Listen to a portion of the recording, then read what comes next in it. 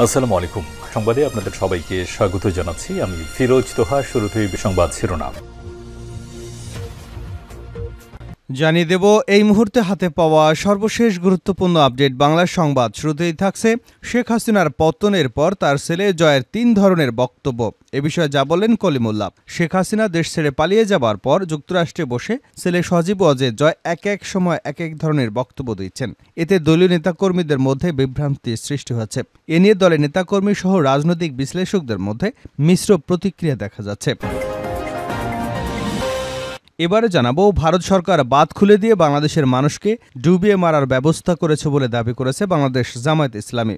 দেশের বেশ কয়েকটি জেলার সার্বিক বন্যা পরিস্থিতিতে গভীর উদ্বেগ প্রকাশ করে বুধবার দলটির সেক্রেটারি জেনারেল ও সাবেক এমপি অধ্যাপক মিয়া গোলাম পরোয়ার এক বিবৃতিতে এ দাবি করেন। জানাবো, অন্তর্বর্তী সরকারের প্রধান উপদেষ্টা অধ্যাপক ড মোহাম্মদ ইউনুস বাংলাদেশ থেকে যুক্তরাজ্যে পাচারকৃত অর্থ ফিরিয়ে আনতে ব্রিটিশ সরকারের সহযোগিতা চেয়েছেন। বুধবার রাষ্ট্রীয় অতিথি ভবন যমুনায় বাংলাদেশে নিযুক্ত British high commissioner Sarah Cook প্রধান উপদেষ্টার সঙ্গে সৌজন্য সাক্ষাৎ করেন। সেই সময় ড ইউনুস পাচার হওয়া অর্থ ফেরত আনার বিষয়ে ব্রিটিশ সরকারের সহযোগিতা চান। এদিকে ব্যবসায়ীকে জেলে পাঠিয়ে তার সুন্দরী স্ত্রীকে ভাগিয়ে নেন সালমান এফ রহমান। সুন্দরী টিভি উপস্থাপক জাকিয়া তাজিনকে দেখেই লোলুপ লিপসায় মেতে ওঠেন সালমান এফ রহমান। সহলে বলে কলে কৌশলে তাকে নিজের কাছে টেনে নেন তিনি। আর তাজিনও নিজের স্বামীকে দূরে ঠেলে হয়ে ওঠেন সালমানের অত্যন্ত প্রিয় ভাজন। ভেতরে বাইরে পুরোপুরি বিপরীত রূপ ধরা পড়ে দরবেশ খ্যাত ব্যবসায়ী রাজনীতিক সালমানের। এই সালমান এফ রহমান ইন্ডেক্স গ্রুপের ব্যবস্থাপনা পরিচালক শফিউল আলম মনিরের স্ত্রী এবং তার ব্যবসা প্রতিষ্ঠান বাগিয়ে নিয়েছেন। কিভাবে তার সুন্দরী স্ত্রীকে বাগিয়ে নিলেন এ বিষয়ে থাকছে একটি বিস্তারিত আলোচনা, সঙ্গেই থাকুন। এবারে থাকছে সকল গুম খুনের বিচার করতে হবে যুবদল সভাপতি। বৈষম্য বিরোধী আন্দোলনে ছাত্র জনতার উপর গণহত্যার নির্দেশদাতা হিসেবে শেখ হাসিনাকে ভারত থেকে দেশে ফেরত এনে বিচারের আহ্বান জানিয়েছেন জাতীয়তাবাদী যুবদলের সভাপতি আব্দুল মুনায়েম মুন্না। তিনি বলেন, সকল গুম খুন ঘটনার বিচার করতে হবে। এবং সর্বশেষ জানাবো, সাবেক প্রধানমন্ত্রী মন্ত্রীসহ এমপিদের লাল পাসপোর্ট বাতিল হচ্ছে।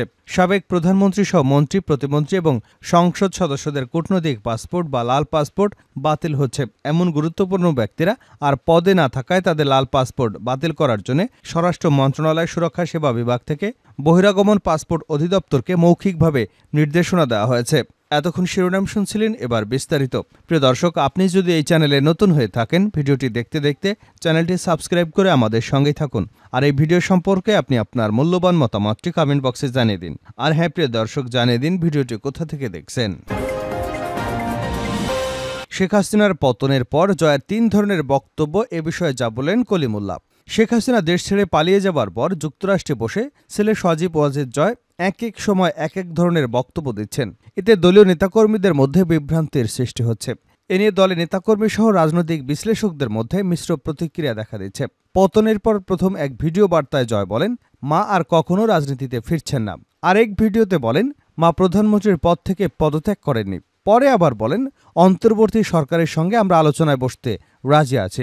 এসব ভিন্ন ভিন্ন বক্তব্য নিয়ে প্রতিক্রিয়া জানিয়েছেন বেগম রোকেয়া বিশ্ববিদ্যালয়ের সাবেক ভিসি ও জাতীয় নির্বাচন পর্যবেক্ষণ পরিষদের সাবেক চেয়ারম্যান ড নাজমুল আহসান কলিমুল্লাহ। তিনি বলেন, এভাবে নিরাপদ স্থানে থেকে ভিডিও বার্তার মাধ্যমে কলকাঠি নেড়ে শাক দিয়ে মাছ ঢাকার মতো হবে। ভারত বাঁধ খুলে দিয়ে ডুবিয়ে মারার ব্যবস্থা করেছে জামাত। ভারত সরকার বাঁধ খুলে দিয়ে বাংলাদেশের মানুষকে ডুবিয়ে মারার ব্যবস্থা করেছে বলে দাবি বাংলাদেশ জামায়াতে ইসলামীর। দেশের বেশ কয়েকটি জেলায় সার্বিক বন্যা পরিস্থিতিতে গভীর উদ্বেগ প্রকাশ করে বুধবার দলটির সেক্রেটারি জেনারেল সাবেক এমপি অধ্যাপক মিয়া গোলাম পরোয়ার এক বিবৃতিতে এ দাবি করেন। তিনি বলেন, ভারতের ত্রিপুরা রাজ্যের ডুম্বুর বাঁধ খুলে দেওয়ায় কুমিল্লা অঞ্চলে ভয়াবহ বন্যা রূপ নিয়েছে। ভারত সরকার এ বাঁধ খুলে দিয়ে বাংলাদেশের কুমিল্লা অঞ্চলের মানুষকে ডুবিয়ে মারার ব্যবস্থা করেছে। এ পর্যন্ত 7 জনের মৃত্যুর খবর পাওয়া গেছে। ভারত সরকারের এই অমানবিক কাজে আমরা গভীরভাবে উদ্বেগ প্রকাশ করছি। গোলাম পরোয়ার বলেন, গত কয়েকদিনে টানা বৃষ্টি এবং উজান থেকে নেমে আসা পাহাড়ি ঢলে কুমিল্লা, নোয়াখালী, ফেনী, মৌলভীবাজার, হবিগঞ্জ, সিলেট, রাঙামাটি, খাগড়াছড়ি সহ বেশ কিছু জায়গা ভয়াবহ বন্যা দেখা দিয়েছে। দেশের বিস্তীর্ণ এলাকা প্লাবিত হয়েছে। নোয়াখালীর মাঝদিতে হাঁটু পানি জমেছে। জেলার ৯টি উপজেলার সবকটিতেই বসতঘর, গ্রামীণ সড়ক, শিক্ষা প্রতিষ্ঠান বন্যার পানিতে তলিয়ে গেছে। পানিবন্দী হয়ে পড়েছে ৩৫ লাখ মানুষ। গত ৫০ বছরে এত পানি দেখা যায়নি। গত ২৪ ঘন্টায় ৩০১ মিলিমিটার বৃষ্টিপাত রেকর্ড করা হয়, যা এ যাবৎকালের সর্বোচ্চ। ভয়াবহ বন্যা পরিস্থিতিতে গভীর উদ্বেগ প্রকাশ করে জামায়াতের সেক্রেটারি জেনারেল বলেন, পানিবন্দীদের উদ্ধার করে দ্রুত নিরাপদ আশ্রয়দান এবং দুর্গত এলাকায় বিভিন্ন খাদ্য সামগ্রী সহ শুকনো খাবার, নগদ অর্থ, ঔষধ এবং চিকিৎসা সামগ্রী, চিকিৎসক দল পাঠানোর জন্য আমি সরকারের নিকট জোর আহ্বান জানাচ্ছি। একই সঙ্গে বন্যা দুর্গতদের পাশে দাঁড়াতে দেশবাসীর প্রতি উদাত্ত আহ্বান জানান তিনি। পাচারকৃত অর্থ ফেরাতে ব্রিটিশ সরকারের সহযোগিতা চেয়েছেন ড ইউনূস। অন্তর্বর্তী সরকারের প্রধান উপদেষ্টা অধ্যাপক ড মোহাম্মদ ইউনূস বাংলাদেশ থেকে যুক্তরাজ্যে পাচারকৃত অর্থ ফিরিয়ে আনতে ব্রিটিশ সরকারের সহযোগিতা চেয়েছেন।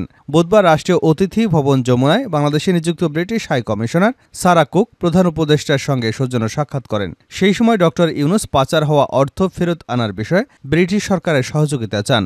বৈঠক শেষে প্রধান উপদেষ্টার প্রেস সচিব শফিকুল আলম ফরেন সার্ভিস একাডেমিতে ব্রিফিংয়ে সাংবাদিকদের এ তথ্য জানান।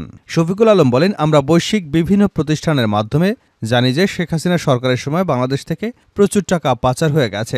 যুক্তরাজ্যে বিপুল সংখ্যক মানুষ বাড়িঘর করেছেন। পাচার হওয়া এই বিপুল পরিমাণ অর্থ কিভাবে ফেরত আনা যায় সেই বিষয়ে ব্রিটিশ সরকারের সহযোগিতা চেয়েছেন ড মোহাম্মদ ইউনূস। সরকার পাচার হওয়া অর্থ ফেরত এনে দেশ পুনর্গঠনের কাজে লাগাতে চান।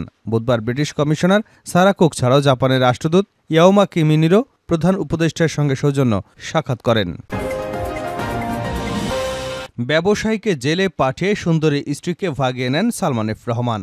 সুন্দরী টিভি উপস্থাপক জাকিয়া তাজনিনকে দেখেই লোলুপ লিপসায় মাতেন সালমান এফ রহমান। সলে বলে কৌশলে তাকে টেনে নেন নিজের কাছে। আর তাজিনও নিজের স্বামীকে দূরে ঠেলে হয়ে ওঠেন সালমানের প্রিয় ভাজন।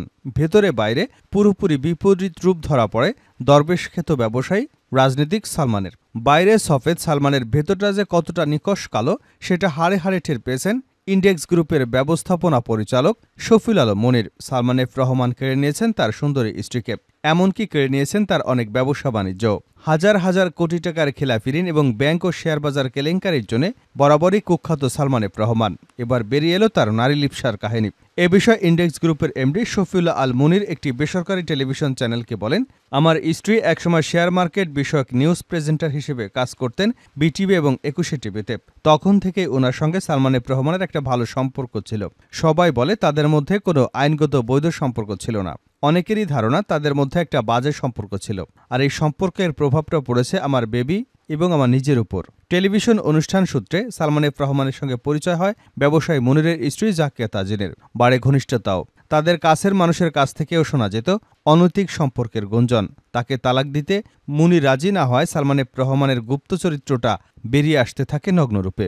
এ বিষয়ে মুনির বলেন, সালমান এফ রহমান আমাকে ডেকে নিয়ে যায় তার অফিসে এবং সেখানে তিনি বলেন, তুমি তাজিনকে ডিভোর্স দেওয়া ৪৮ ঘন্টার মধ্যে। সেই সঙ্গে ৩০০ টাকার একটা স্ট্যাম্প দেখিয়ে বলেন, তুমি এখানে সই করবা।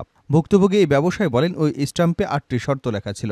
তার মধ্যে ছিল আমি কখনই আমার কোম্পানিকে নিজের বলে দাবি করতে পারবো না, আমার স্ত্রীর নামে সোশ্যাল মিডিয়া বা টিভি চ্যানেল কোথাও কোনো অভিযোগ করতে পারবো না, আমার ছেলের কাস্টডি চাইতে পারবো না।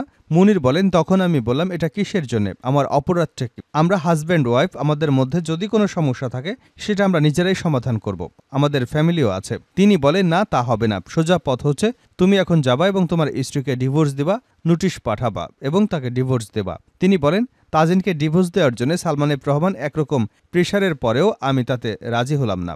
তখন থেকেই বিষয়টা প্রকাশ্যে আসলো এবং আমার উপর ওপেনলি অ্যাটাক শুরু হলো। এর আগ পর্যন্ত কিন্তু বিষয়টা গোপনই ছিল, কেউই জানত না, এমনকি আমার অফিসের লোকজনও জানত না যে কোনো একটা সমস্যা হচ্ছে আমাদের। সালমান এফ রহমানের এই নারী লিপ্সার বলি ব্যবসায়ী শফিউল আলম মুনিরের গুম হয়ে থাকতে হয় দীর্ঘ ১ মাস। মামলা হামলায় দুর্বিষহ হয়ে ওঠে তার জীবন, যদিও ২০২০ সালের শেষের দিকে তালাক হয়ে যায় তাদের। সাবেক প্রধানমন্ত্রী সহ এমপি মন্ত্রীদের লাল পাসপোর্ট বাতিল হচ্ছে। সাবেক প্রধানমন্ত্রী সহ মন্ত্রী, প্রতিমন্ত্রী এবং সংসদ সদস্যদের কূটনৈতিক পাসপোর্ট বা লাল পাসপোর্ট বাতিল হচ্ছে। এসব গুরুত্বপূর্ণ ব্যক্তিরা আর পদে না থাকায় তাদের লাল পাসপোর্ট বাতিল করার জন্য স্বরাষ্ট্র মন্ত্রণালয়, সুরক্ষা সেবা বিভাগ থেকে বহিরাগমন এবং পাসপোর্ট অধিদপ্তরকে মৌখিক নির্দেশনা দেওয়া হয়েছে। এ বিষয়ে সুরক্ষা সেবা বিভাগ অতিরিক্ত সচিব মোহাম্মদ আলী রেজা সিদ্দিকী জানান, ডিপ্লোম্যাটিক পাসপোর্ট পাওয়ার যোগ্যতা যাদের আছে তারা এখন যদি সেই পদে না থাকেন, বিলুপ্ত হওয়া মন্ত্রিসভার প্রধানমন্ত্রী সহ মন্ত্রিসভার সদস্য, বিলুপ্ত সংসদের এমপি, প্রধানমন্ত্রীর যে উপদেষ্টারা ছিলেন যারা এখন নেই, তাদের কূটনৈতিক পাসপোর্ট বাতিল হবে। এছাড়া চুক্তিভিত্তিক অনেকেই ছিলেন যারা সচিব পদমর্যাদা এবং এমন মর্যাদার যেখানে ডিপ্লোম্যাটিক পাসপোর্টের প্রাপ্যতা রয়েছে, তাদের চুক্তিও বাতিল হয়েছে। এছাড়া অনেক সচিবকে বাধ্যতামূলক অবসরে দেওয়া হয়েছে। কেমন ক্যাটাগরির যারা ডিপ্লোম্যাটিক পাসপোর্ট নিয়েছেন এবং বর্তমানে ওই পদ ধারণ করেন না, সেই কূটনৈতিক পাসপোর্টগুলো বাতিল করার জন্য নির্দেশনা দেওয়া হয়েছে। অতিরিক্ত সচিব বলেন, এগুলো আমাদের সিস্টেম থেকে মুছে ফেলতে হবে। যদি কেউ সারেন্ডার করে তবে তো হলোই, যদি কেউ সারেন্ডার না করে সেজন্য আমরা এটা করছি, যাতে কেউ সারেন্ডার না করলেও তাদের পাসপোর্ট অ্যাক্টিভ না থাকে, এটাকে সিস্টেম থেকে রিমুভ করে দেওয়া। বাতিলের জন্য কাজ চলছে। ইতিমধ্যেই পাসপোর্টের ডিজিকে মৌখিকভাবে বলা হয়েছে, আমরা হয়তো অফিসিয়ালি বৃহস্পতিবার জানিয়ে দিতে পারবো।